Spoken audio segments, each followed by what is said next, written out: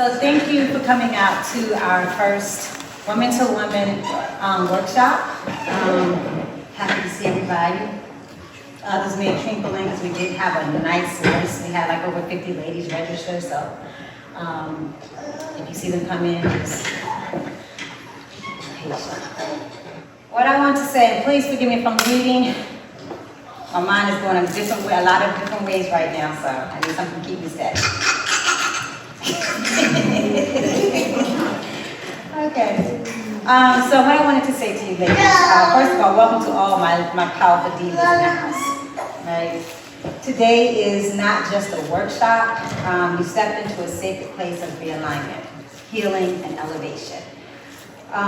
With us living in a world today that's often taking us in all directions, demanding that we wear multiple hats, right? Mother, sister, daughter, wife, whatever, right?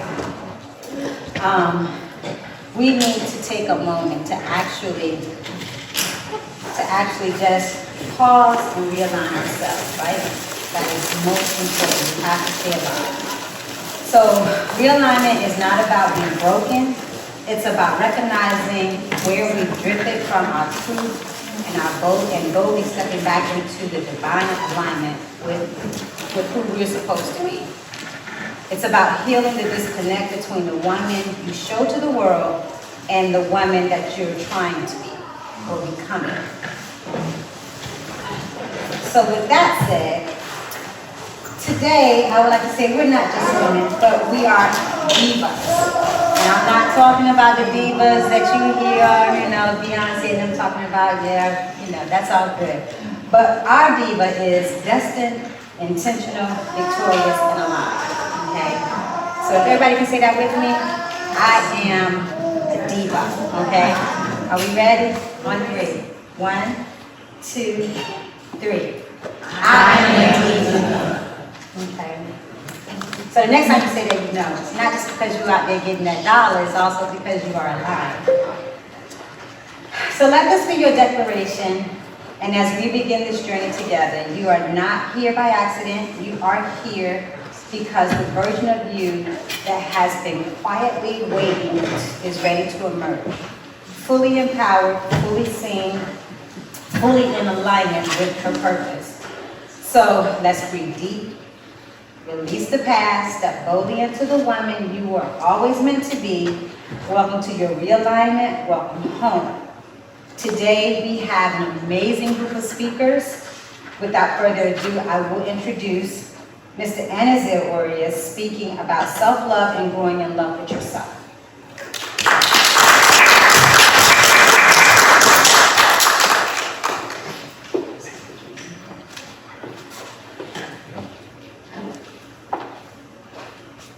Can you guys hear me? Yes. If there's one thing I know about being married, whether you like it or not, you have to learn to be obedient. When the queen said you have to support her, doesn't matter whether you want to or not, you're gonna have to support her. So me being here, not only it's an act of love, but it's an act of obedience.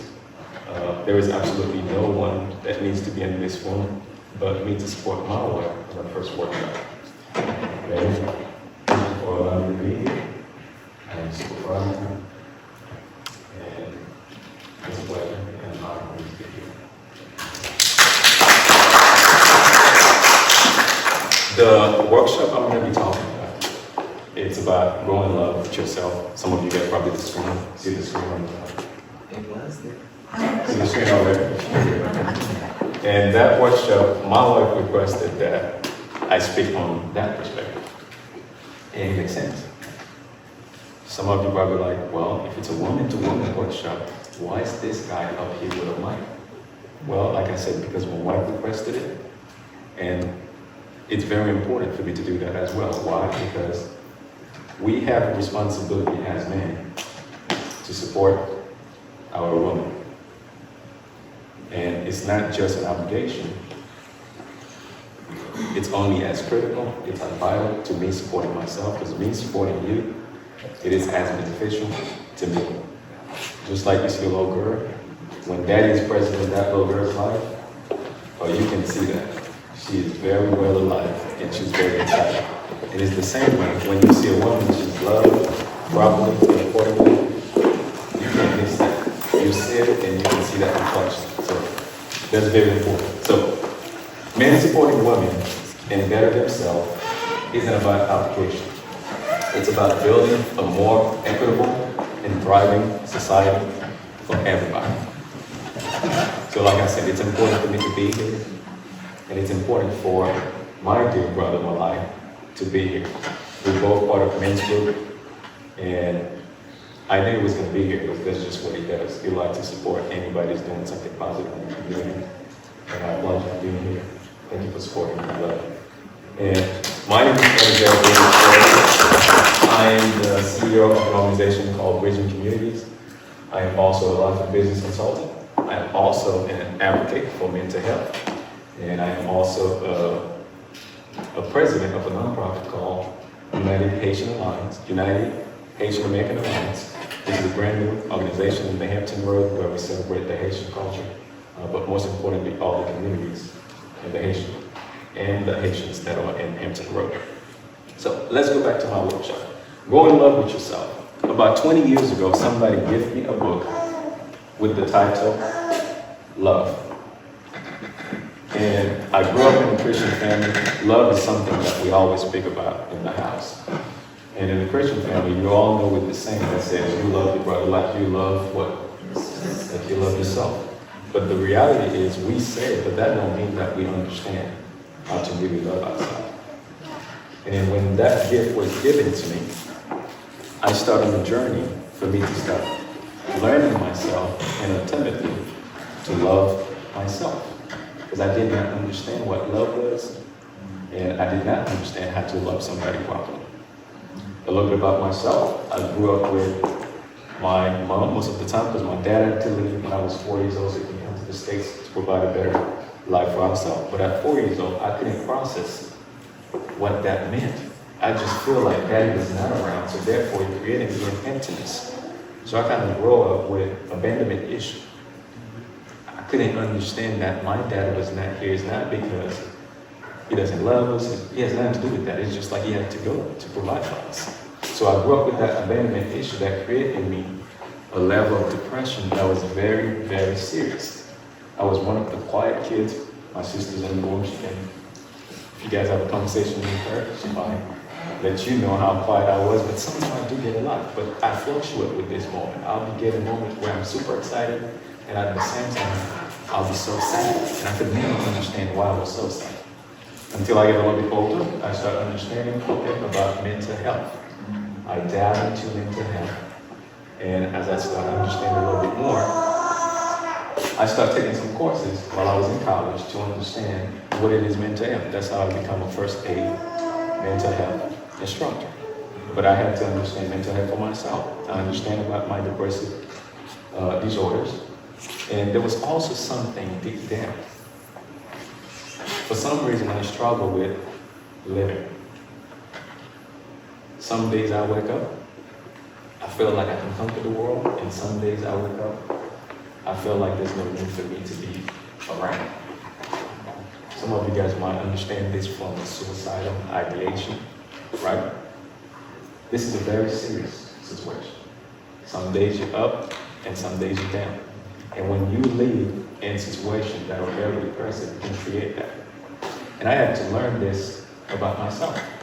But the biggest challenge about it, I didn't want to talk about it. Why? Because I know as a coach and as a mental health advocate, I never wanted to get diagnosed because I don't want that label on me.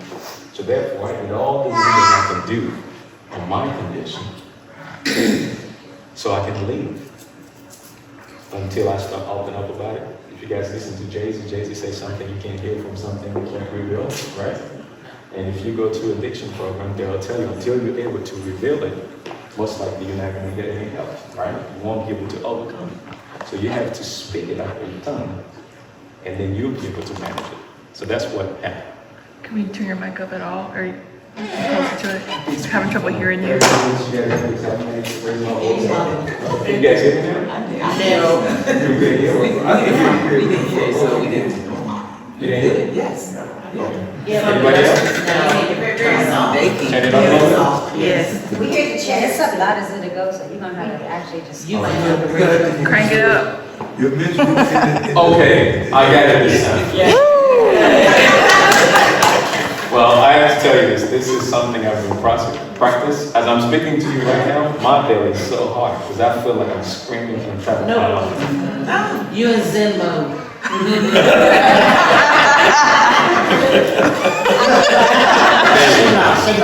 So, with that being said, mental health has been something that I took a great interest in because I understand it was something that I had to advocate for myself and to overcome myself in order for me to impact the people the way I want to impact. So when they give me that book, that's the journey that that book took me in. And a little bit about this book, Love by Leo Buscaglia. Leo was a teacher in university, and he started this course because one of his students actually had to die by suicide. So he went on that journey to understand what it is about the human connection. Some of you guys do know that we thrive off on connection from one another, right? Whether you like people or not, you depend on every single body that's around you, just like they depend on you. That's why one of my favorite words is interdependence. You are important to me, I'm important to you, I depend on you depend on me, therefore our whole society is interdependently connected. So now let's go back to our course, because I'm here to talk about going in love with ourselves. So, about 2020, I went through a divorce, and that challenged me to the core. So I hit rock bottom. I was in the room by myself, and there was no reason for me to stay alive, because I feel like I'm losing my marriage, I'm losing my son relationship. It was dark. Nothing, absolutely nothing gave me a sense of living. And at that time I started questioning myself. There's gotta be something important for me to do here than just feeling the way that I feel. I make a phone call to a dear friend of mine, and he's like, you know what, you need to start making something happen. You need to go on Facebook and start reaching out to people. And when he said that, I went to Facebook and I started making some connection. And he took me back to the lesson that I learned from this book years ago. Connection. And most importantly, love. Love is the highest calling in the world. Love is exactly what life is all about. And with that being said, I want you guys to think for a minute. With all the chaos that we have in the world, with all the situations that we have in the world, what if love was the missing piece out of all of it? So, what if love was the missing piece all along the world, with all the chaos we have going on? Somebody say it is. Right? So it's very important that we understand this whole concept of love. And without love, I was listening to a song the other day. It says, without love, we bankrupt. Right? Another thing is, what if the way you love yourself set the tone for every relationship you have? It does. Somebody say it does. So we learn two things, right? Love is actually the missing piece all along the way. And love sets the tone for every single relationship that we have. I did not say it. Two people over there said it. So if I'm wrong, I also have two other people here that are wrong. So we already have so far 3 people that are wrong. Right? My friend, can you hear me, man? So what if your love is what set the tone for every relationship you have? It does. It does. Oh, we have a 4th person that is wrong. Anybody else want to be on the wrong team? Good. We have some up front. All right. So when we learn to love ourselves, we unlock the ability to truly live, to connect, and to thrive. So when Mama said this workshop is going to be about healing, it's going to be about transformation, it's going to be about connection, it ties up with you loving yourself. if you really want to work into that diva status that she just mentioned to you, do you guys remember what diva stands for? Baby, I think you know what it says. What is it? Intentional and aligned. Did you get it back there, man? Destined. Destined, intentional, victorious, and alive. Okay. I need to probably ask you, what do I have to do walking in the diva status for? Well, we have to be destined too. We have to be intentional, we have to be victorious, and we have to work in alignment. So in order for us to do that, it starts with us learning to love ourselves. Love isn't just an instruction or an ideal. Love is a process. Love has to be nurtured, and love has to grow. Just like a plant, you plant it, you water it, right? And that plant eventually will grow into a big tree. Love is the same way. There is one saying that we're all familiar with. We fall in love, right? Am I the only one that heard that? We heard it all the time, right? But here's the reality. No one's fallen in love. No one. Love is a process. If your man telling man, I fall in love with you, no, it started loving you. And eventually we'll grow into that process. I didn't fall in love with my wife. No, I made the conscious decision. When I saw her, I liked her style, I liked the person she is. I made a conscious decision for me to go in love with her. And still today, I'm going in love with her. And tomorrow, I'll be going in love with her. In 20 years, I'll be going in love with her still, because it's a process. Just like you're nurturing that young man, right? You want him to be this wonderful man when he's older. It's a process. It's not an accident. It's something that requires every single one of us to be what? Intentional. And it requires what? Determination for us to have the desired outcome that we want.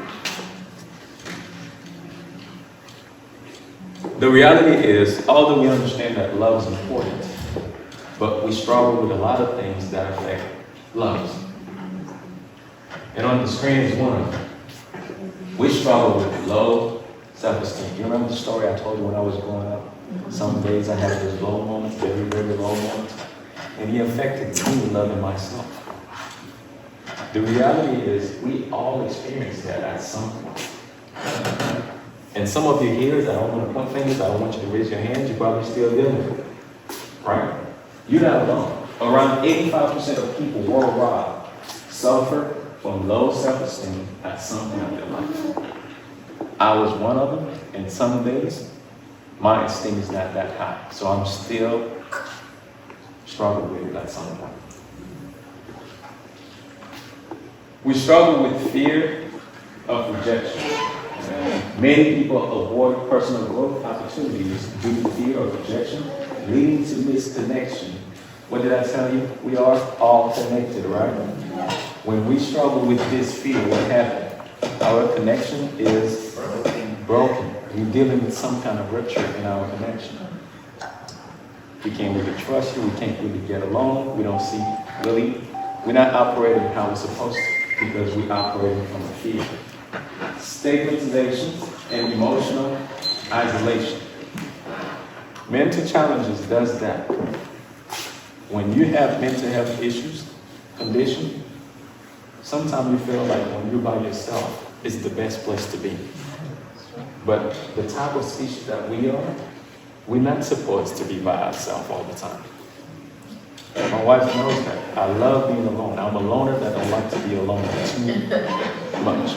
I'm a loner. I can go days in my apartment, in my place, with no issues. Matter of fact, I remember when I first moved up from my divorce, I was in that apartment. The tenant, when I was getting ready to leave, she was like, listen, I have never had a tenant like you.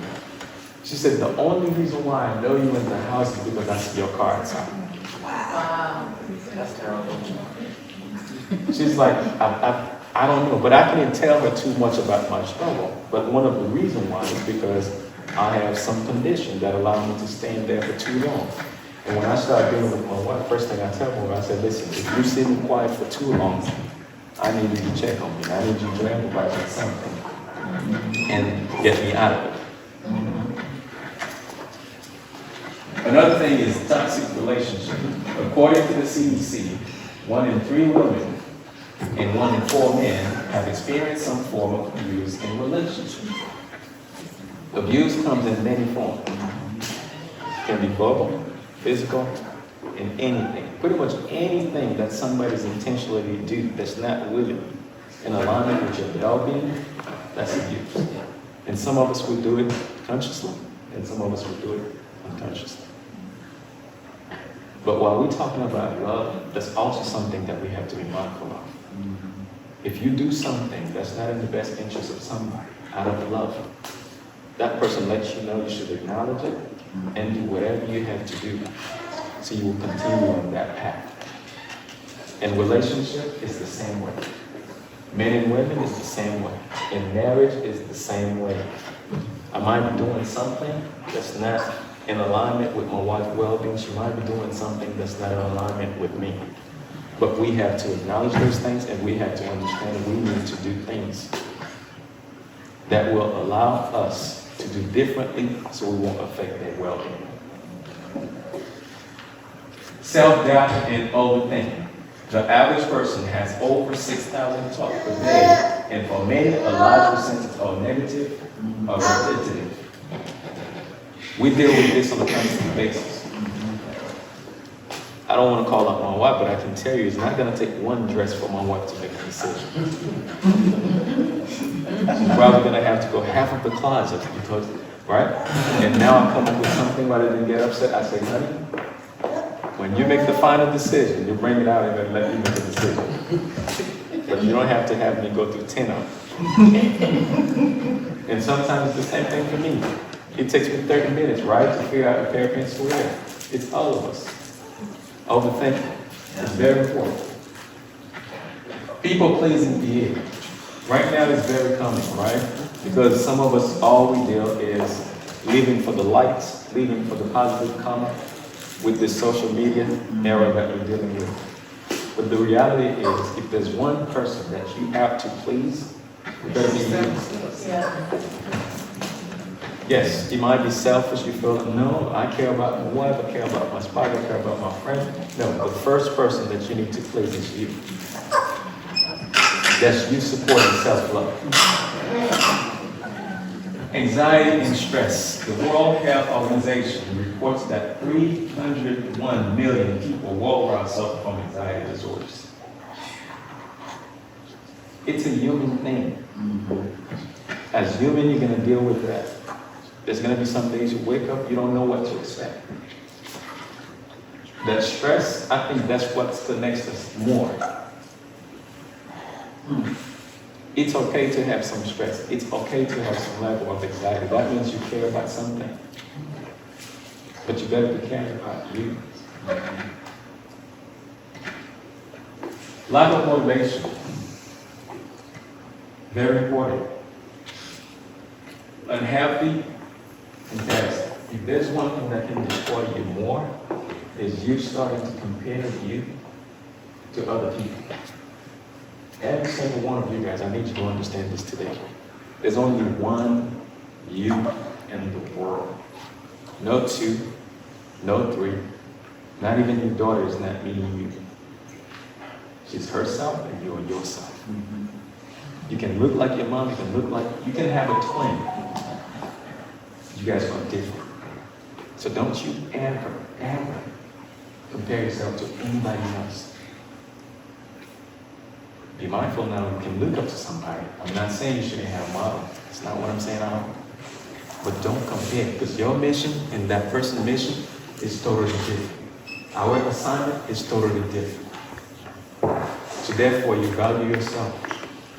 You compare yourself to yourself. One of my mottos is to do and be better than I was yesterday. So I'm comparing myself to myself. We struggle with feeling unworthy of love and success. Remember in the story I told you, I suffered with abandonment issue over my dad, right? So because of that, I never felt that I was worth it. I just feel like dad left.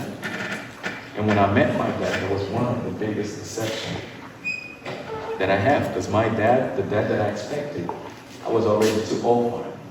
So now we had to start over, rebuild our relationship. Until now we're in a state where we understand one another and we have this wonderful relationship. But I suffer with that.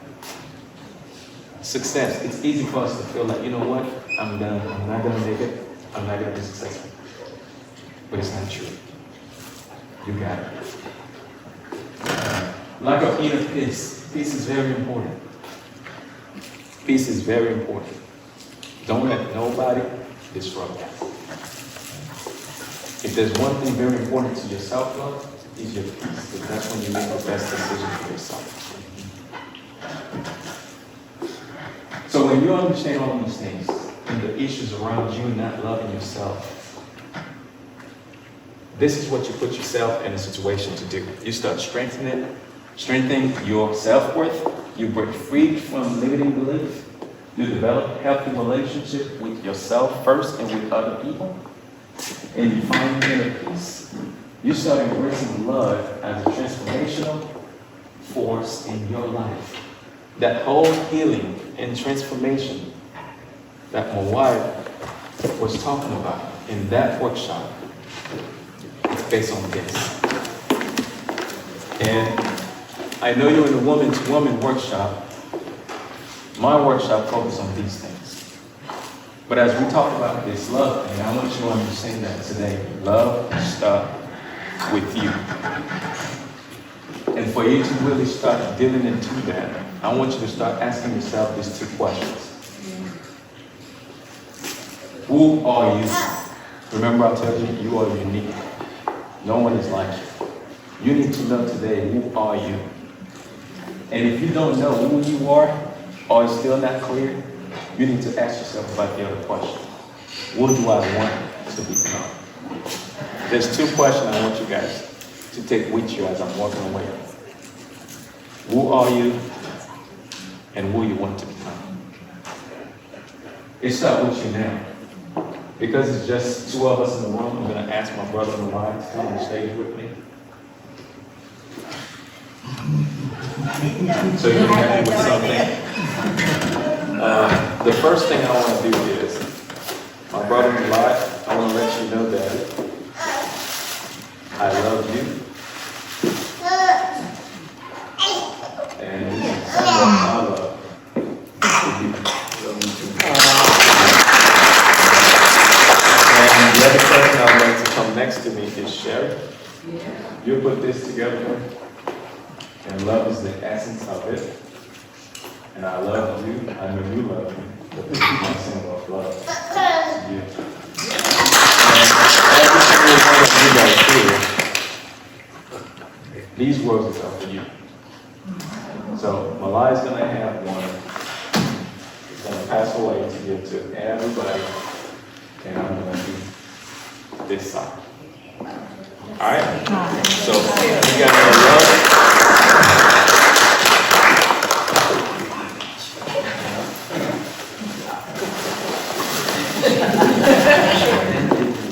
Yes.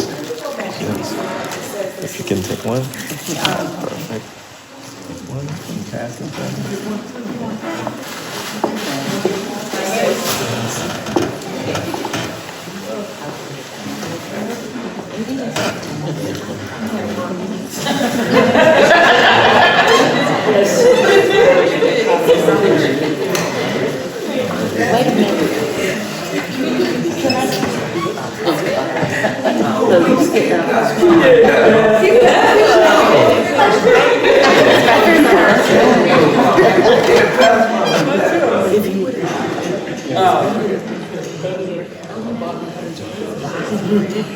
Wait a minute.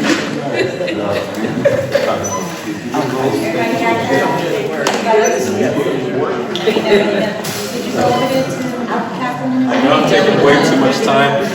Catherine, did you get one? But that was the essence of this. And every time you see a flower from this point on, did you get one, man? I got it. All right, perfect. Thank you. I want you to think about you loving yourself, and I want you to think about this, and most importantly, I want you to practice this to other people. If there's one thing that we can give to the world, the most important currency in the world is love. And I want you to also understand that when you give it, that's how you give it. I love you, and I'm super proud of you. Thanks again.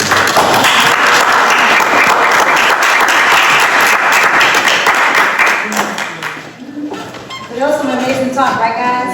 Yeah. That was some good information. I think it's battery stuff. That's the problem.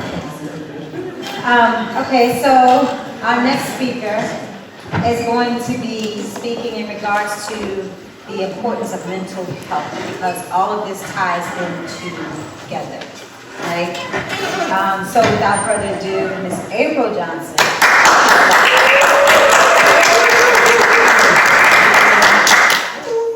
Well, hey everybody. Hey. I am here. I'm going to be talking about mental health. I am a mental health advocate, domestic violence advocate, and trauma recovery consultant. I am the founder of A Tailored Solutions, and that really just came about because what I found was I was going through a lot of stuff at a time in my life, and I was showing up, like, I guess prepared, right, to advocate for myself, and a lot of the times I would hear, like, I didn't need help, or I didn't need services, or I didn't need just a listening ear, because I could just say what the issue was, but I did need help, you know. Functional depression is real. It shows up, not in a box. I was able to speak for myself, but it doesn't mean that, you know, I didn't need assistance. And so out of that, I found other people that were having a lot of the same trouble and weren't getting any help. So I was able to somehow help other people, and I came up with the name of Tailored Solution, actually along with my niece and I. And this was kind of like a meet people where they are journey, because I found people at work that were having trouble because they hadn't been at the job for a year or so, and they weren't able to get like FMLA services. So I was able to help them like get ADA because they were having trouble with just getting therapy or, you know, things like that. So it was just a journey in itself. So yeah. I am going to walk you through a few things, and then first, I'm going to just cover a couple diagnoses, and then we're going to talk about this thing we do at NAMI. It's called In Our Own Voice, right? I want to tell you a story, and then at the end, we will talk about a journey that I had of realization.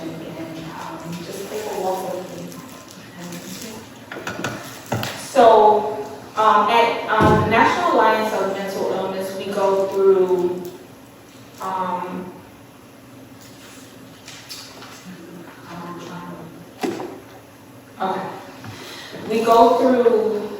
presentations. Oh, so I'm with the National Alliance of Mental Illness.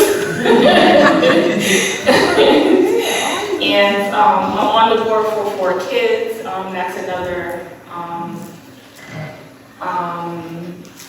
you know, board that I advocate for. And so we have some myths about mental illness, right? And they say like mental health problems are a result of poor parenting or poverty or evil spirits, things like that, which of course are not true. right? People with mental health problems can snap out of it if they try hard enough. Or people with mental health problems are violent, unpredictable. Mental health conditions are a choice, which some people just think can go away and can be fixed with an attitude adjustment. And of course, that's absolutely not the case. We see that there are mental health issues that are brought on by trauma or predisposed issues, and there's no way that we can tell that someone just says, by choice, I want to be affected by,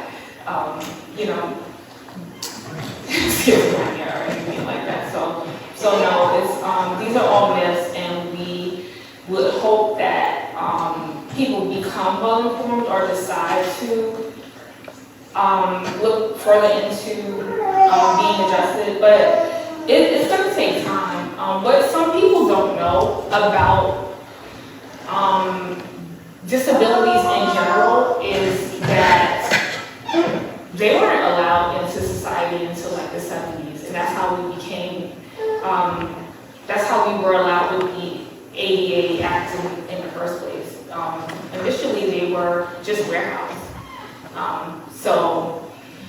It's going to take time, and what people aren't aware of is just the fact that if you look at it from that standpoint, disabilities in essence are new to society. So it's going to take some time for us to get familiar with what disabilities in this case are. When we hear things like they didn't have autism and ADHD and stuff like that in my time, it's because people weren't assessed in general. So those are pretty much new conditions, and so we would hope that people are not thinking it's going to be a label and wanting to be assessed a little bit more. There's no stigma attached to mental health illness and things like that. So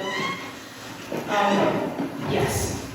The truth about mental health disorders is 50% of all mental health disorders begin by 14 years old and 75% by age 24. So nearly 60% of adults and 50% of youth in need of services are unable to receive treatment within the prior year. And individuals with a mental health condition are 10 times more likely to be victims of violence than commit violence.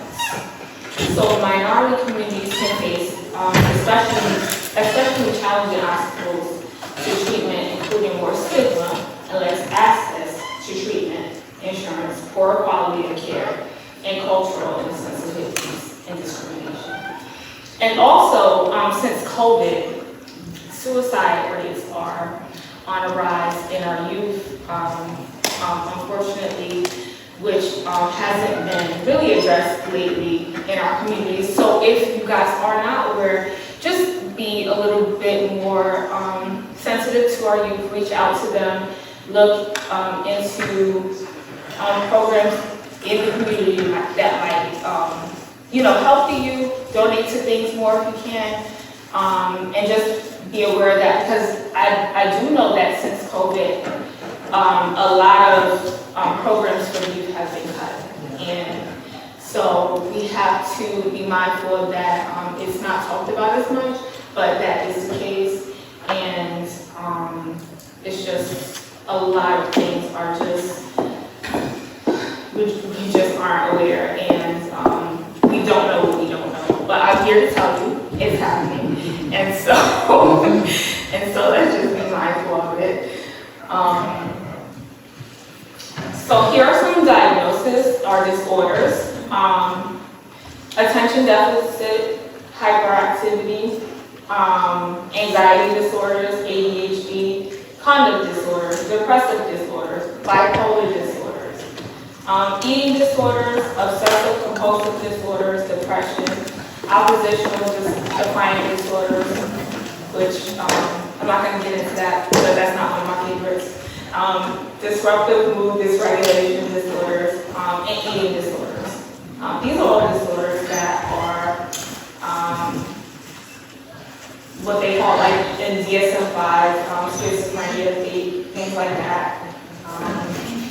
And you can be assessed with these, and there should be no stigma attached to you when you are being assessed. And you can be treated by like your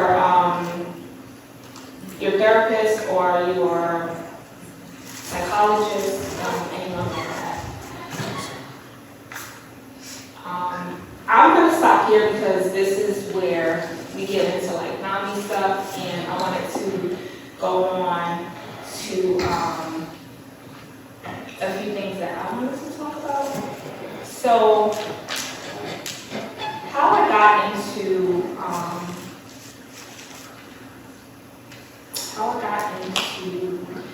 NAMI is what I wanted to just touch upon.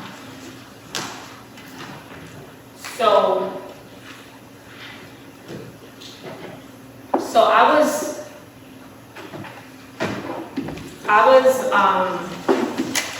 at a place in my life where I was Googling why is like my son's father trying to kill me, right? And he wasn't physically, but I just felt like the things he was doing at the time was really harmful, and it was causing me a lot of harm, right, at the time. And he would send me things, and it was hurtful and harmful, and I was taking it to the police, and they were telling me there was nothing they could do about it because physically, physically it wasn't hurtful. But they were saying, yeah, this looks like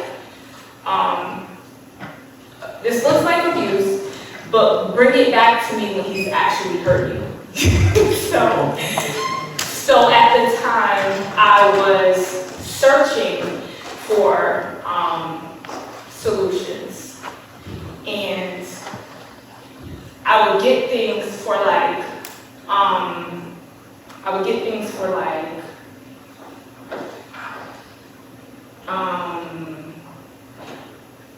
domestic violence solutions and things like that. And NAMI would come up, right? Because I was also Googling like, what do I do? What can I get for help and stuff like that.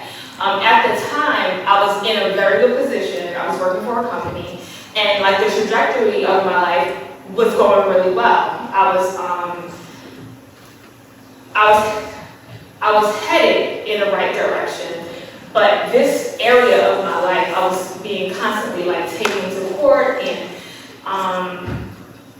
all the things that just were like stagnating my life, right? And so Google was saying, well, try domestic violence help and NAMI. And so for me, I didn't think domestic violence because I grew up in a household that was constantly fighting to the blood, like physically, right? So when you don't get hit, you're like, well, I don't really need this. You know what I mean? Like he's not hitting me, so this doesn't look like what domestic violence should look like. So let me try NAMI, right? Because this isn't what this is. So I called NAMI and I told them that this is how I was feeling at the time, and they, of course, with open arms said, well, come on in and let's do this. Let's try this. So within that, I also went to go get assessed because I was struggling with a few things that I didn't recognize. My mom was schizophrenic, and so very early on, I knew that I had to protect people, right? My sisters, things like that, because from early on I knew that my parents needed to be protected, I needed to be protected, and but I wasn't. I had to parentize them, I had to protect children, and all the things that a child really shouldn't have to do. But when you get older, all those things come up and you don't know what to do with them because I didn't have a parent to really direct me. You know, you understand what I'm saying? So once I got to that place and I was at a place where I had someone who was bringing all this chaos into my life and I didn't have direction of what to do with it, I started just trying to find Google and trying to figure it out. It led me to NAMI, and at this time, it kind of helped me sort out what to do with these things. This led me to doing peer support and taking the steps to kind of like try to get control over what was happening in my life. And it took me some time because I didn't know that this was abusive and that mental health meant that you can survive in depression and drive through trying to make things work and still try to be functional and go through life the way you admit, things are just trying to work out for you. And so this is how I normalize things. Once you get to this place and you're trying to figure all these things out and work through, you begin to either do two things. You either spiral out of control or you make a decision to choose what's best for you. And I decided that I was going to make a choice and I was going to drive. I took the power in that situation. It was not easy, but I decided to figure out how my life was going to go. And I kept going through that, which led me to a moment when I was talking with Cherrie, and I told her that this is how I was going to decide to move forward. Overall, my point to everything that I'm telling you guys is there are going to be times when you have absolutely no idea how you're going to make it through, and how you get to navigate your own life, because things are going to continue to spiral, things are going to continue to look like life is beating you down, and but you have a choice. There's a lot that I am leaving out in this moment, but my point to this is I had a choice, and there were times where I was like, life has failed, right? But two things for sure. God never failed, and I am happy that I decided to, even my mental health, take control over that, get assessed and win my life back. So there's a message in this. I'm sorry, I'm trying to get to the little picture here. There was a time in 2016 I decided to go to an outpatient program because I was just struggling a lot with my depression. And so I was there for 45 days, and at the end of the 45 days, they had you write a letter, right? And they asked you, like, who do you want to say goodbye to? What do you want to leave behind when you leave this program? And at the time, I had written a goodbye letter to my younger self. And in this letter, I had talked about all the things about not being protected by my parents and just leaving behind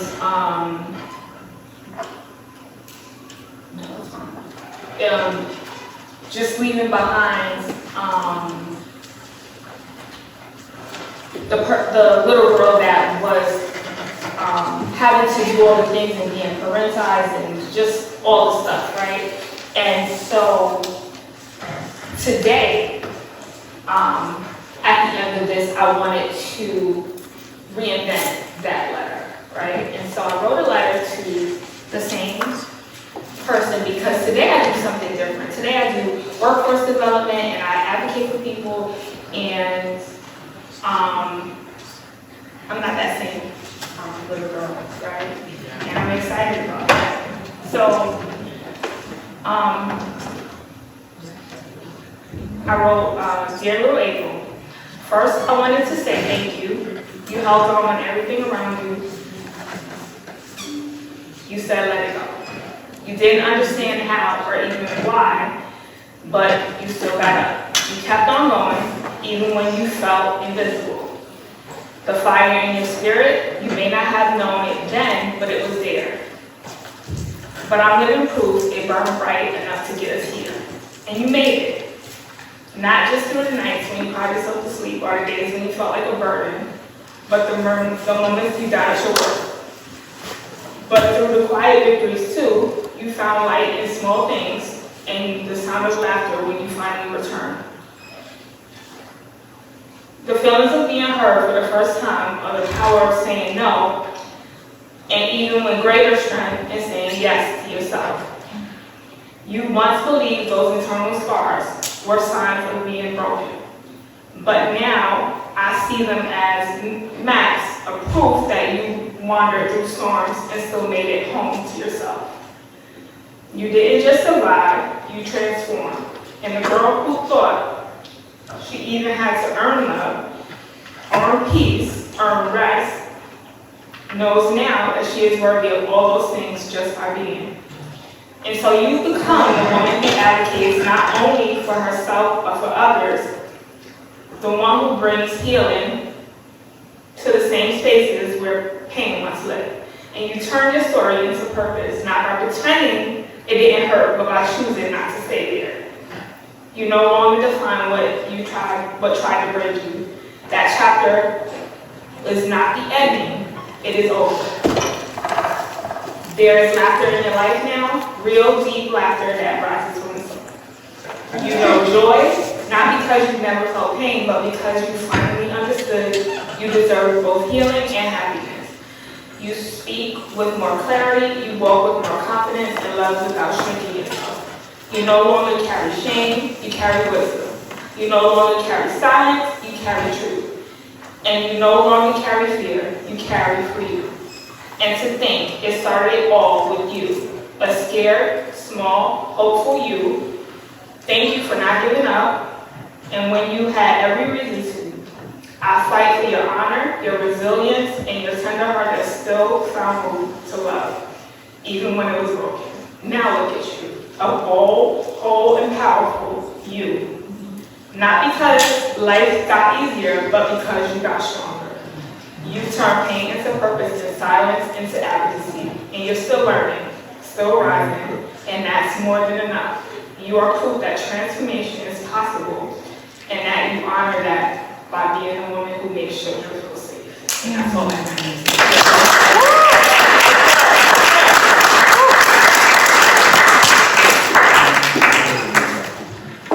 Awesome stuff.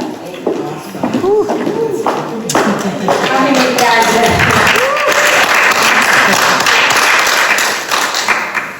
so how many of us know about mental health days? Okay. So you know whenever you at work or whatever, you just need that time. Please take it, because it is so important. If you're not together here, you can't be together anywhere else. Okay.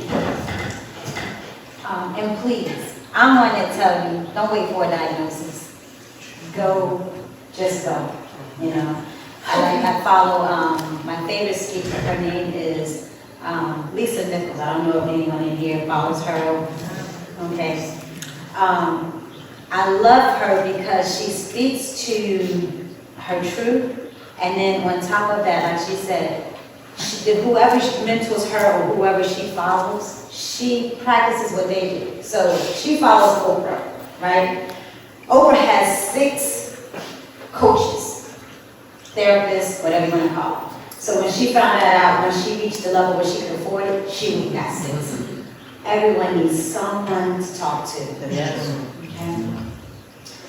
Absolutely. So So moving on, I would like to introduce our next speaker. She's an awesome financial coach,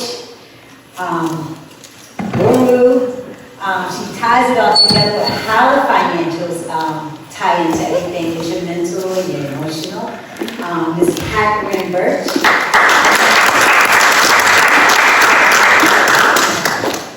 Hey, all right, I'm so glad to see everybody.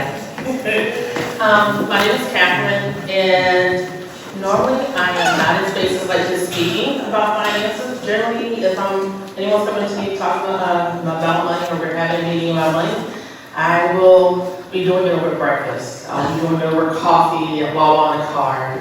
It'll be late night texting, or sometimes some people we like to go to insomnia cookies and binge out on cookies while we talk about money. And it's unconventional, but I found that it is very much necessary. Because when we get into spaces where we have to come in front of other people, a lot of people have more tendency to want to be in these spaces when we're going to talk about how to make money, how we're going to build wealth, how we're going to level up our lifestyle. They'll be in for that. But when we are in spaces like this, when we start talking about what's going on with your money, what's happening behind the scenes with you, they'll lean back, they'll sit down in chairs, go ahead and we'll talk about it. They don't volunteer answers to it. So that's why I tend to do those spaces, but I love the intimacy in here. So, when you know my background, I have spent 25 years in finance, personal finance. I've done a myriad of things, from mortgage loans, auto loans, student loans. I've been everywhere, especially in community centers. I used to go in there and help people going through financial hardships, help them get the resources, get them on their feet. So I kind of chased finances everywhere I went. And that a lot has to do with the environment that I was in growing up in community service since a kid, following my dad around. And every time I met somebody, it's like, I want to help them. And I learned to learn how, because I kept saying, well, there's got to be money that's going to fix that, right? Today I'm going to start with, I'm going to ask a question, and when we talk about money, and that first question is, how do you stay in your faithful stewardship of your resources? God resources, your money, your time, your energy. If your life is not where you thought it would. How do you stay there? And a lot of people don't know. We're all out here just trying, right? So I want you to first do for me, you don't have to answer anything towards me, but just in your mind, who is aligned and who is misaligned with these two women?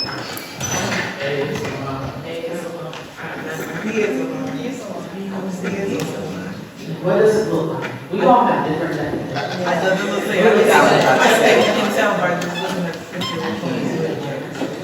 What does it mean to you personally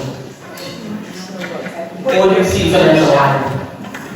Your priorities are in order. See the A, she's out having a drink. Probably got some of that. She could be. But it's like the other one, okay, I'm gonna cook at home. I'm gonna manage differently. She's also now. She's a The kids are yellow behind her. That's what Definitely aligned. Definitely aligned. I say A is aligned.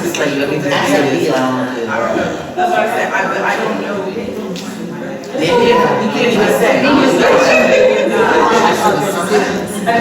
It's about what everyone wants. It looks different for everybody, right? But they both could be not aligned. Right. A could be on the phone saying, I don't have enough money to pay for this drink.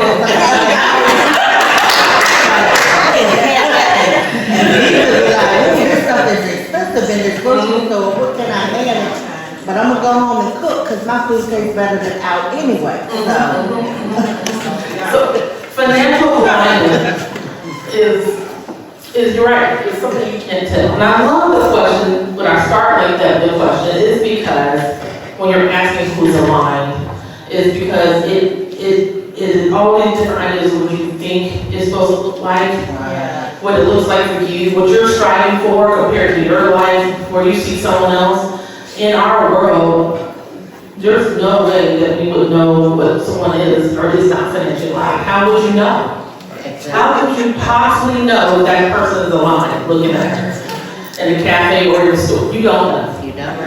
And financial alignment is not visible, not to us. It's what we perceive it is, but we can assign what we think it is, but there's no way we can, for a fact, no. There's no way. And so we often are conditioned to use appearances, our eyes, to define alignment. And that tends to trip us up. That really does tend to trip us up. And when we are feeling like we're out of alignment, we're chasing after and reaching for all these different things to get into the alignment of what we think is supposed to look like.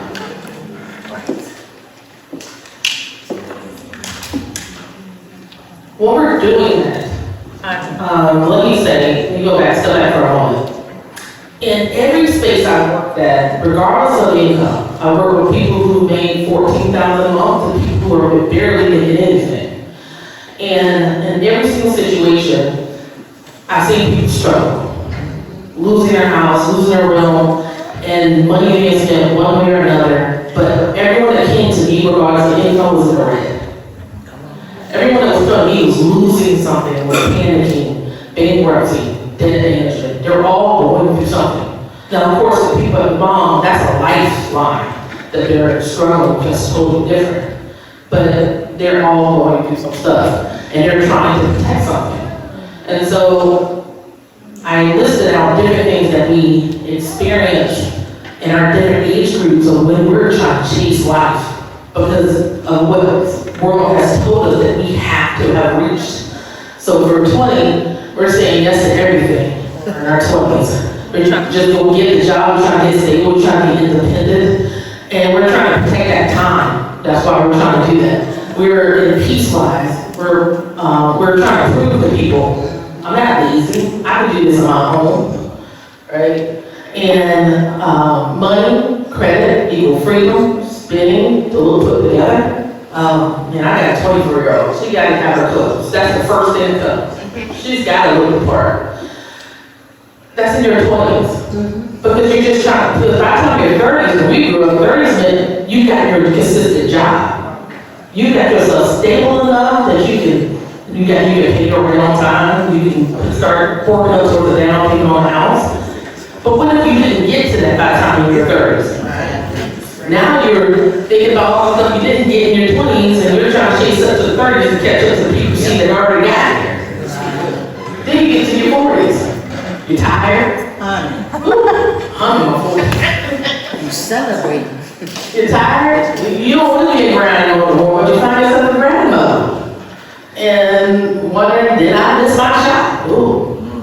Even if you get your education, your degrees, you probably still feel like you missed your shot somewhere. You know? That's your time and your peace. And you can't let it fall apart, so you can't stop.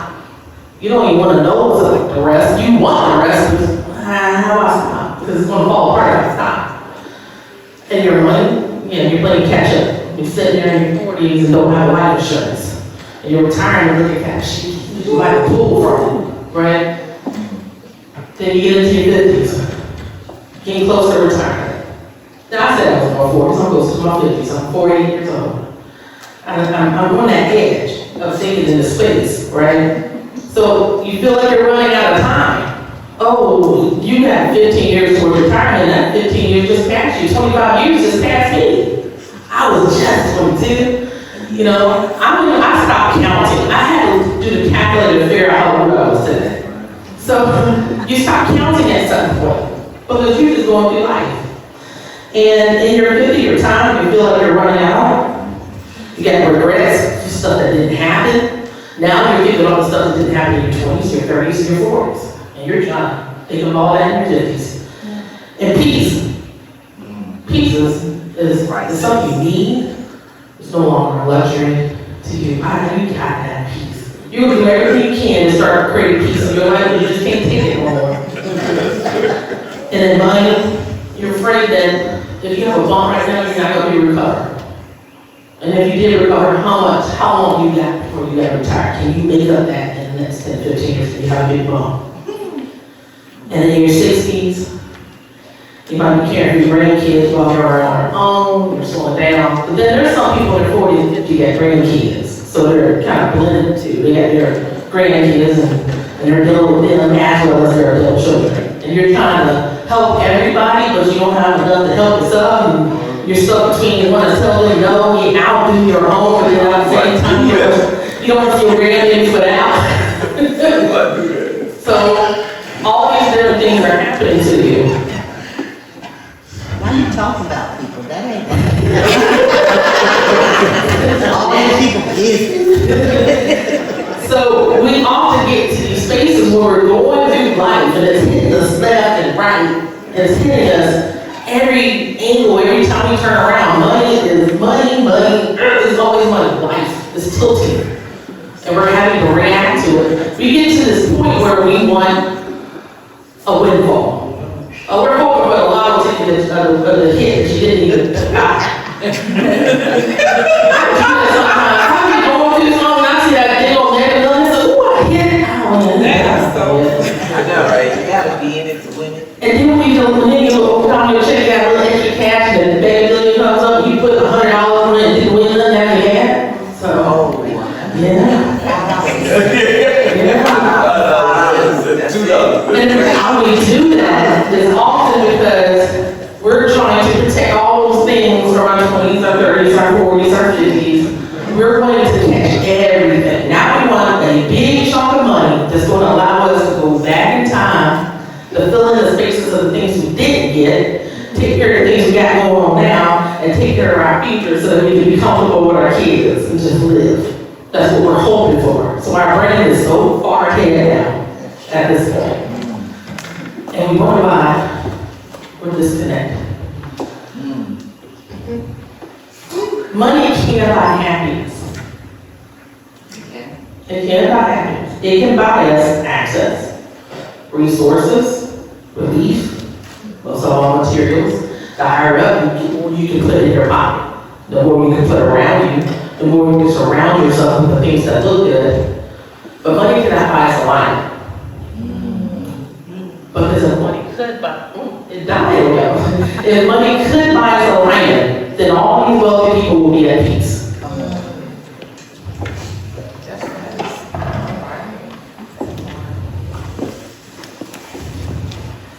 When you're wealthy, I love this book called Money Psychology by Morgan House. When they're wealthy, so he breaks down all these things these wealthy people do, billionaires. They are shucking and jabbing, they are moving around, bending rules, trying to put another million on their net worth, another billion on their net worth. They don't have enough. It's never enough for some reason. And that's millionaires and millionaires. How do you not have enough? There's so much that they do that they stress themselves out, trying to chase whatever is not enough. Then I like the Netflix had it out, The Rich Life, right, by Ramit Sethi. And in that he works with people and their net incomes are a lot higher. They're middle class and upper middle class. Those are the people making $20,000, $30,000 a month, and they are still stressed out. They feel like they're behind. They feel like they are not where they should be. And their budgets are maxed out. And they're in the red. And how are you 20,000 in the red? Sometimes people are thinking, how are you doing that? Right? And it's because they're doing everything. They're filling in 20-year-old, 30-year-old, 40-year-old bill. Right? And so their money is not going into their investments in their retirement. And they keep eating it up. And then you got us. I'm behind. We're still waiting to get to that high rise on the east side. We still trying to get there. And we starting those businesses still trying to hope we get there. And we're opening up, we're told you multiple income streams. So you got a full-time job, you got this side hustle, that side hustle, you got 3 or 4 side hustles, and you're spread thin trying to make it all work together to bring in the income. your business needs money, so you eat up your personal, or your personal needs money, so you eat it for your business. And you get stuck and you can't get to that high rise you're dreaming about.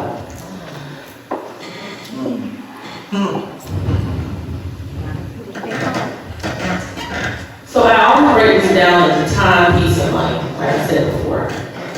There's something that we're trying to chase after and protect in these spaces. It can be our energy, we're trying to chase after getting rest, and capacity, having, be able to just take a break and think for a moment, under peace, you're looking for stability. There's something you're looking for. There's something that you're having to go out and look for something else to fill and take care of these spaces. Because that's what we believe is the alignment. But what causes the misalignment is our stress, mental and emotional bandwidths. When you're hammered left and right from external things what society says you're supposed to do, when you got family coming after you, when your job has ceilings on you, when you got barriers and the logistics isn't there, the transportation's not there, you are getting hit everywhere, mentally and emotionally. That's also what we do in our head. We're dealing with that too. And then you're to your time and peace, what takes away, what disrupts it. And then we overcorrect, what I mentioned, all the things we try to do to fix what we think is missing. When you're under stress, your bandwidth decreases. You have less emotional tolerance, less mental tolerance. And when you're in that space, you literally cannot think what's the right thing to do at that moment. You don't have it. There's this gap that just happens. It just shuts down right before. And that's where you go into this space where you overcorrect. Because now you're just trying to reach for anything. Because I can't figure what else to do. This is what I see to do, right? We're in those times where we're trying to fix those spaces that's missing. We tell our stories. We tell ourselves stories. I deserve this.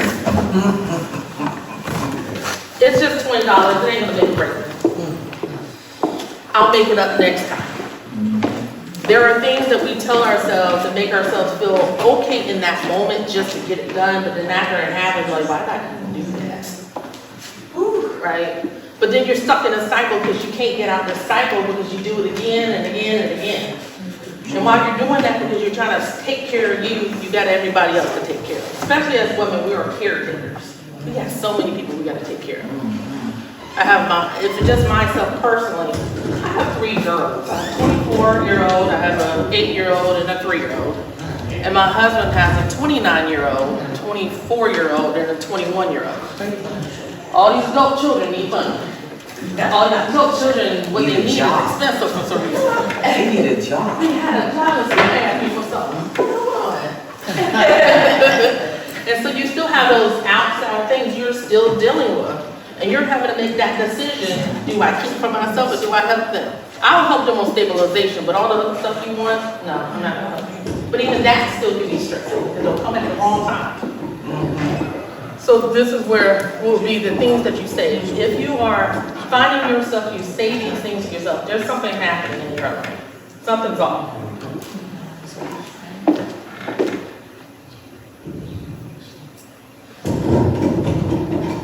But when we're thinking like this, and you're already on the go, that wheel is always spinning, the momentum's there, it's hard to slow down long enough, thank you, to be able to even recognize that you're out of line.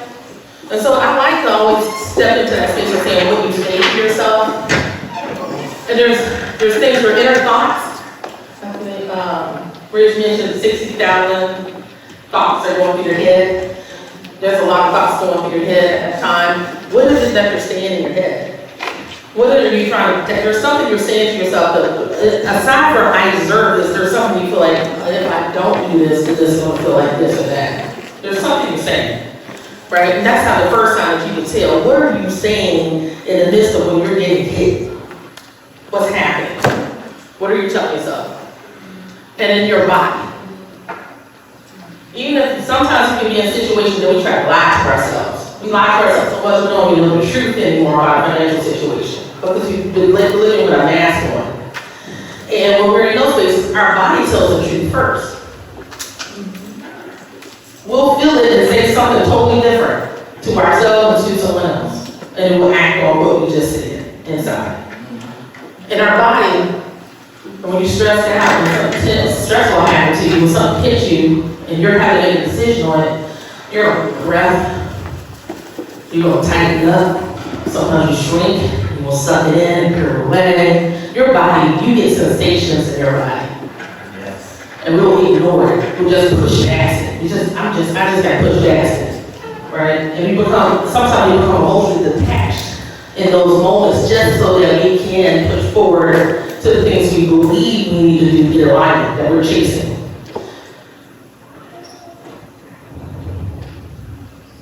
Let me go back for a second. Let me talk about this alignment real quick and tell a personal story. I grew up learning finance. Since I was a kid, 8 years old, my dad was taking me to the bank to sit with a banker so I could learn about checking, savings, investments, saving bonds. I was learning how to balance a checkbook at 8. By the time I hit high school, I knew how to write grants and do business projections. So he had already built me one of that. So I was going out to different churches helping them write grants and looking over the financial stuff and help them. They weren't paying me, but I didn't know I was helping them. And I went further into finance. And I kept on mortgage loan officer was the first thing I went for. I was working in mortgage and my mom was struggling with mortgage. I figured if I go here and learn it, I can help her. And when I got into that space, I married a man who was a home builder. I could help him too, right? I did not know that when I was running away, trying to be independent 20-year-old, I don't need my daddy no home no more. I ran off with a man that everything looked good. He had money. We're in Texas, in a $500,000 home that he built ground up with a private fence, three private fences, private for our house, the free house next to us, which was family. Then there's a private gate to that and then another private gate. So we had big houses. They had the cars, they had everything. And I did not see a lot of stuff. I did not know I was going to do financial abuse. My name was not on anything. My name was not on a car. I'm married. My name was not on a car. It's not on the bank accounts. Well, the savings. It was not on the bank accounts. It was not on checking accounts. It was on one savings. It was on the investments. It wasn't on any assets. It was all in his name. The business was in his name. The paycheck I got didn't even come to me. They would issue the paycheck, and they would give it to my husband. And my husband would go to the bank. And then when it came time that he decided to abandon the family and I got 1 year old, I had nothing. He stopped paying the electric bill, he stopped paying the mortgage, he stopped paying the car note, he just left. And I'm sitting there digging through change trying to figure out how to feed my child. Because I didn't even have a phone in my name. He turned that off too. And then I called someone to give me a ride to the bank because I knew there was a savings. And I took what was in the savings, it was $200. Wow. And I used that money to feed us and pay the deposit, get the light back on, a small amount I had to do, right? I got the light on in the house. I still didn't know financial abuse. I was 24, 25 years old. And that entire time I could look back on it and say, well, why did I see the signs? This is what I kept telling myself.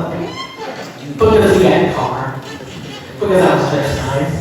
Because we were traveling. Because we looked the part. Because everyone else said you had it great. Other people told me, hey, it's okay, you got a nice girl, you got a nice house. Don't bother that man, they don't take care of you. I didn't see the signs. When I took that money out of savings and he found out, he came back chasing me for that money. $200. $200. Came back trying to keep the door in for that $200 because I stole from him. Wow. We tell ourselves stories. I I continue to tell myself, Lord, I honestly felt bad for taking that money. But as I was telling myself, I shouldn't have taken it.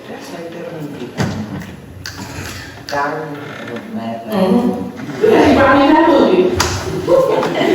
So I did it, it was like that. So we tell ourselves stories when we're under extreme stress. And it can happen on a regular day too, where we start telling ourselves stories to fill in that gap when we feel, when that happens when we're disconnected from something greater. And we don't know what we need for ourselves. I always call this embrace your 80%. Because financial success is 80% behavior and 20% tactical. When you go out and you learn about financial success, you're going to be given the 20%. You're going to be told to budget, to live within your means, to do this, buy this insurance, get that investment, do this spending challenge, do this. All these things are tactical. They're great, but they're only working when they're on the mental or emotional side are in alignment. It only works if your mental and emotion are in alignment. So you can build up, it died again. Oh, no. And you can build up money, but you will find yourself back off track, like I said, with the wealthy people. They're not in alignment. They're still not enough, they're still chasing. Rich, still chasing. So you want to embrace that 80% of yourself. I remember seeing this online, and this is kind of summed up everything. I said, this is what I'm trying to say. This is before I actually wrote my book. And it says, every day I remind myself that strength isn't just in the work we do or the roles we play, it's how we care for our own spirit.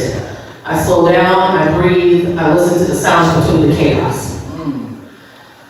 And for a long time, I've been saying this because this is how I got myself to improve, but nowhere I read in finance did it ever talk about that.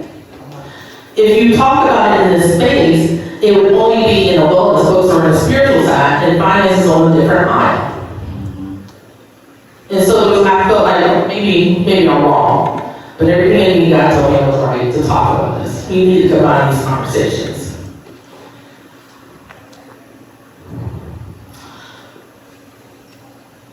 Protection and trusting God's provision. Ooh, girl, come on now. There's something my dad said the entire time I grew up since a kid. God's grace is enough. And it was whenever I questioned things that happened in life, right? God's grace is enough. And he said, all that I have is all that I need. He's going to handle that. And he did it with trust. Stepping out of faith and trusting that God was going to catch you, His grace was going to catch you. I still, for a long time, still didn't understand what that meant and stuff, but over time I did learn. If misalignment means that we might not be trusting His provision or we're not even aware of it, but we're so bogged down, we can't see His provision being offered to you. You have divine resources given to you.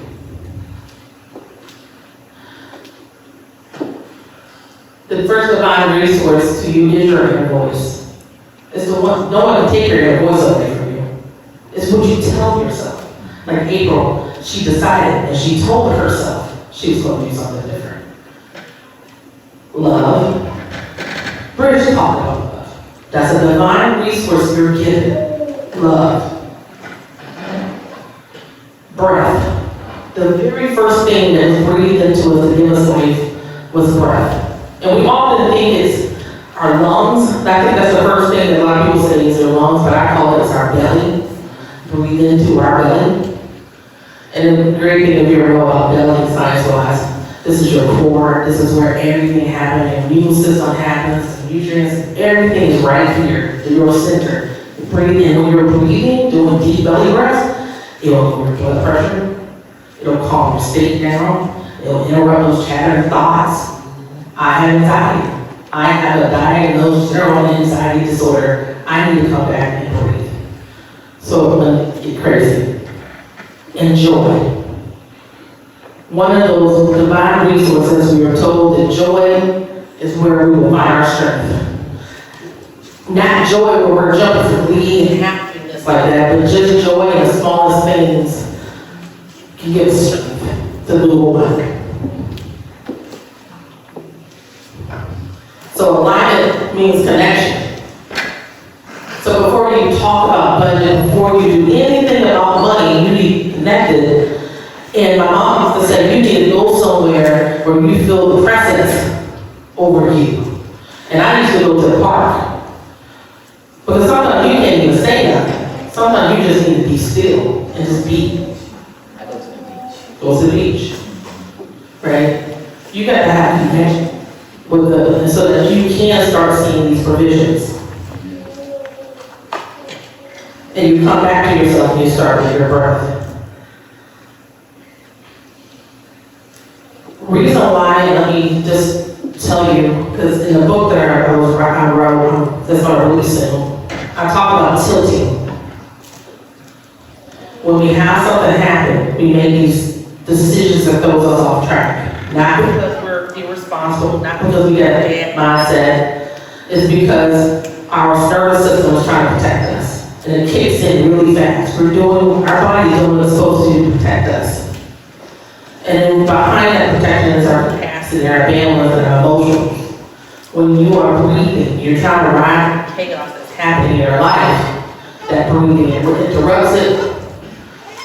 And then you are working through it by speaking out what you see in your life is happening. I see this video. I feel something inside my body.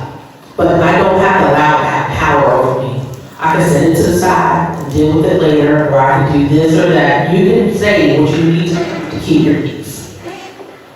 So that is what allows you to stop, kind of get in between before you jump forward and make a decision off emotions. I use this, this is from a song, and the artist's name is Anna, I think I pronounced that right.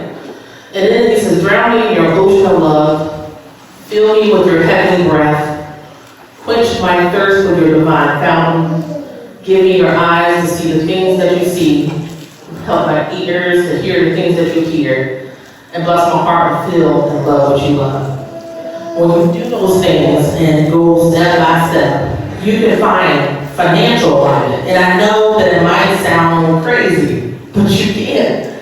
Because just the first one is before you act on anything, you gotta ask yourself, am I doing this out of love? And if I'm speaking to someone and they have their grandkids, and I keep giving to my grandkids, no matter what, they will skip a bill, and they will skip one short rent to give to their grandkids. No matter the amount, it's about grandbabies going to feel like they're out of love. My grandbabies want to know their love. Are you doing it out of love, or are you doing it because something is missing you're trying to protect? So out of love and peace, you need to ask yourself that question. And then everything else, if you go by it, are you seeing it right? Am I seeing what the world is telling me what alignment is, or am I staying in alignment with you? And am I hearing what the world is telling me I need to hear? Am I too listening to all the negative things and the stories in my head, or am I listening to you?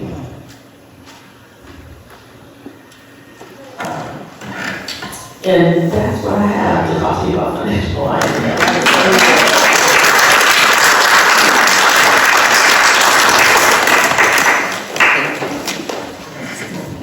Alright guys, so I'm going to speak to you about spiritual, and the reason why I do this is because I found for myself,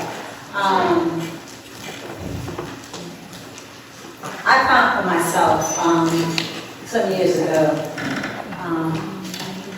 my alignment, I was all over the place, right? And when I started really looking into it and really starting to try to get myself together, it was obvious that I had to start in one place first. My alignment needed to start with my spiritual. My connection to my Creator is what governs my financial, my emotion, my mental. It actually helps me govern myself It is the compass that actually, you know, tweaks me when I'm off balance. So that being said, I want to say, first of all, spiritual brokenness. Spiritual brokenness is not failure or weakness. It is a state of disconnection from yourself, others, or from your higher power, right?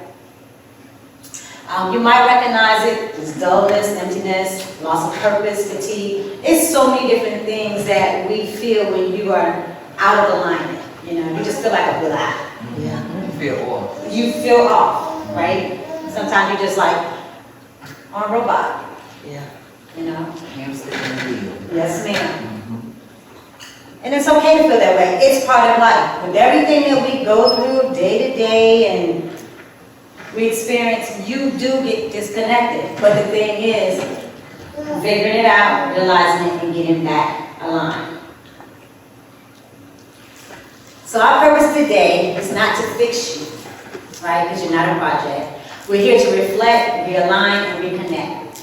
Reflect on disconnection in your life, realign with your emotional values, and practice, reconnect with your deeper truths. So, again, we just touched on this. What does it feel like, right? Emptiness, anxiety, loss of purpose, lack of joy. These feelings signal that something is out of alignment. These are the things that can actually get you there. You can go through something that's trauma. And let's stop right there for a second. I have to touch on that because my thing is, as a trauma coach, I like to take the negative out of trauma. Trauma, first of all, is not what you go through. It's your response to what you went through. It's your mental and your physical response. So, you've been in a car wreck, right? The catalyst is the car wreck, but the trauma is really what you take away physically and mentally, how you respond, if you linger on with it. So today, in everybody's bag, it should be a card. We've actually taken and put a spin on that word trauma. Trauma is not negative. It is a positive. Please understand that. Trauma is a positive. The T is transformation, right? You have to go through something in order to elevate to the next level. You cannot elevate without going through something. R is for realign. A is for awakening. That way you awaken to whatever it is you're figuring out, you're realizing there's something going on. U is understanding. M is for mindfulness. And the other A is for ascension. That's when you actually move to the next level, right? So whenever you hear someone talk about trauma, please, if you can, try to pivot that mindset, because your mindset is going to determine your response. And if you have a negative mindset, you're going to have a negative response, and it's going to be very impactful in a bad way. And if it's a positive, hey, you're going to be looking for, as they say, the rainbow on the other side, with the silver lining in the cloud. Unmet expectations, moral conflict, busyness, and disconnection from community. So let's take a minute, acknowledging pain without shame. Anytime you go through anything in life that's not pleasant, it has some level of pain, right? Embarrassment, whatever. It's still some form of pain. It's no shame in that. Name it, own it, and in that way you can actually accept it and move past it. A transformation perspective, a broken spirit is not a final sentence. It is an invitation to return home. Please know, anytime that you go through something, it is God's way of strengthening you, He's grooming you, and He's actually preparing you for something greater. And you have to go, as the old people say, I'm sorry, not to say old people, but my elders always say it's growing pains. You have to go through growing pains.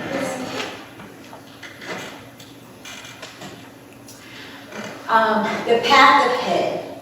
So we're not going to try to do quick fixes. It's not a race. It is a journey. You're going to be doing this the rest of your days and everything that you go through. Stillness and reflection. Stillness is the first step.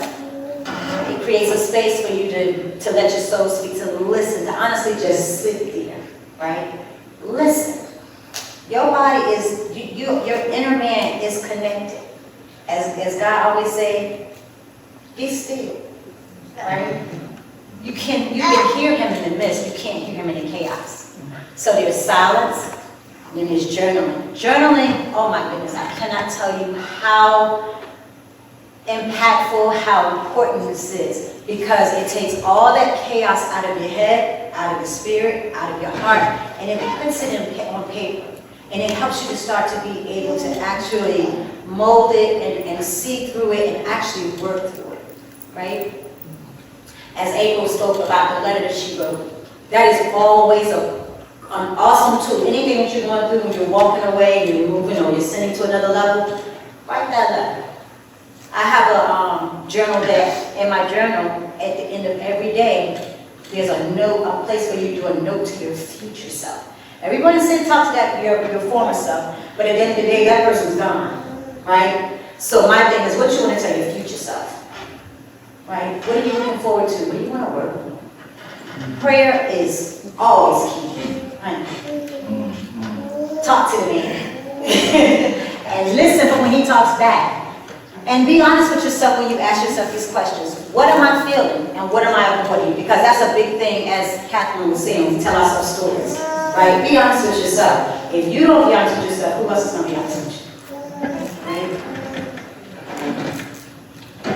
And then faith practices. You can reconnect in prayer, church, worship, service. And this is not just service for church, this is service to others. Everyone in here is here for a purpose, and your purpose is to serve another person, to help someone else. That is our design. Right? You get the most gratitude when you help someone else. Faith is not a spark. It is a fire that you tend to feel. Think about it. If you light a fire, you go out camping, and you don't keep putting that wood up there, it's going to go out and then it gets cold. That is yours. Reframe your story. Broken seasons are not detours, they're essential chapters. These right here are really the things that make you.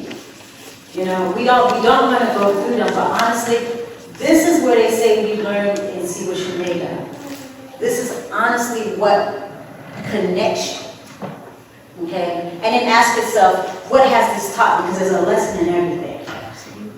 Right? And what illusions did it strip away from you? And then recommit to purpose. Align your daily actions with your core values. Small steps, always be present in the moment. Always encourage others. Cannot stress this enough, because you never know who, as Bridge was saying, who life might even save. You telling someone today, hello, good job, you look nice, might be the one thing that might even save their life. You don't know what state someone else is in. And then say yes to alignment. And the draining choices, we all deal with those. Try to stay away from them. Spiritual anchors, forgiveness. Can we stop here for a second? This is one of our biggest problems, and I have to say that as people. And it's the hardest thing. Number one, the hardest thing to do is forgive yourself. Please, find a way to forgive yourself for any bad choices. I'm not going to say bad choices. There are no bad choices, they're just different choices, right? Forgive yourself if you made a choice and it did not work out the way you thought or planned, right? You're human.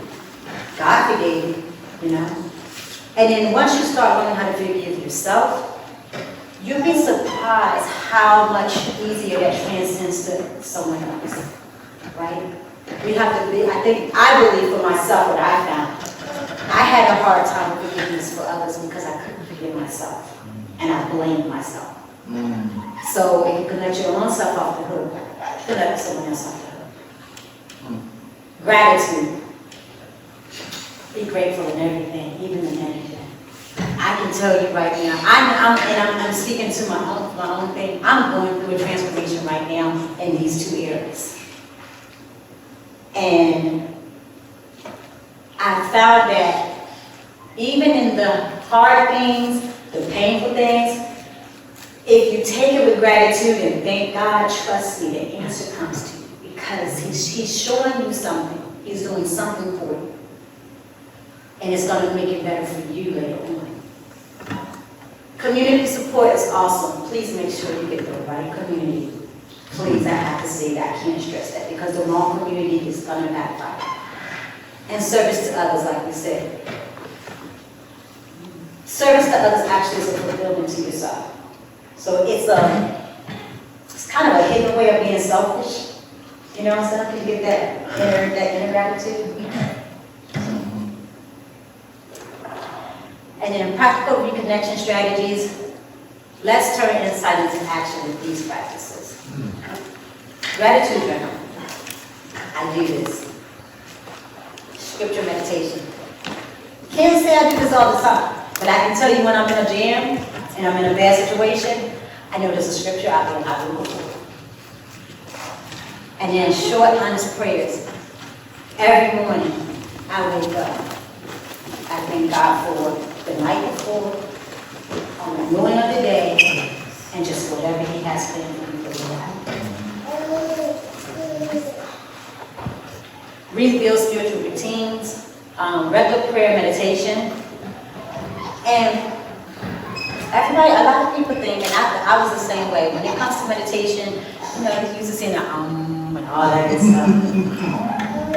Trust and know, meditation is just really sitting there being at peace in the silence and listening. I find myself a lot of times, I love nature. Nature is what connects me. So my husband fusses at me all the time, but to be honest with you, I don't like shoes. You see me outside 9 times out of 10, I'm barefoot. Reconnect with nature, trust me. There's an energy flowing through that concrete, that grass. But sometimes I like to just go sit and listen to the birds. That's meditation, there's a calming there. Routine worship, intentional spiritual reading. And then find a mentor or a spiritual companion. Connect with someone. You don't have to get all because a lot of times people get churchy. And I know that's a new term. You don't have to do that. I enjoy just having a conversation. Give me good conversation. Let's even if we don't agree on the same thing, let's have a dialogue, right? Let's have us a nice little conversation about it, share ideas. And then you don't have to fix everything. Just begin with one habit, right? I tell you, out of all those things, if you take one thing and focus on it, and then it'll lead to the next one. You can start wherever you are. And then in the next 7 days, choose one. Journal, revisit prayer, act of service, connect with someone, or just sit and listen. Just sit and reconnect with nature. And then that's honestly my presentation. Like I told y'all, I'm military.